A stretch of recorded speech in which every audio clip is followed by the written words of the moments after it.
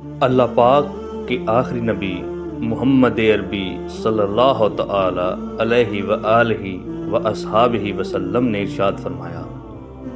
اپنے بھائی سے نہ تو جھگڑا کرو اور نہ ہی اس کا مذاق اڑاؤ۔ حضرت سیدنا ابو ہریرہ رضی اللہ تعالیٰ عنہ سے مروی ہے، حضور پر نور شافع یوم النشور صلی اللہ تعالی علیہ وآلہ واصحابہ وسلم کا فرمان ہے، 5 نمازیں اور جمعہ اگلے جمعے تک اور ماہ رمضان اگلے ماہ رمضان تک گناہوں کا کفارہ ہیں،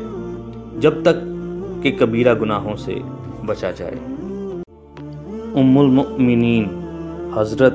سیدتنا عائشہ صدیقہ رضی اللہ تعالی عنہ سے روایت ہے، انبیاء کے سرتاج صاحب معراج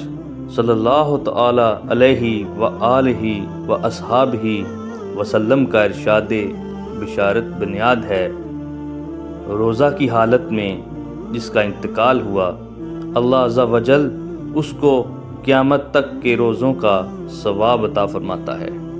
امیر المؤمنین حضرت سیدنا عمر فاروق اعظم رضی اللہ تعالیٰ عنہ سے روایت ہے کہ حضور نبی پاک صلی اللہ تعالی علیہ وآلہ وسلم کا فرمان روح پرور ہے، رمضان میں ذکر اللہ عز و جل کرنے والے کو بخش دیا جاتا ہے اور اس مہینے میں اللہ تعالیٰ سے مانگنے والا محروم نہیں رہتا۔ ہمارے پیارے پیارے آقا مکے مدینے والے مصطفیٰ صلی اللہ تعالی علیہ وآلہ واصحابہ وسلم کا فرمان عالی شان ہے، اگر بندوں کو معلوم ہوتا کہ رمضان کیا ہے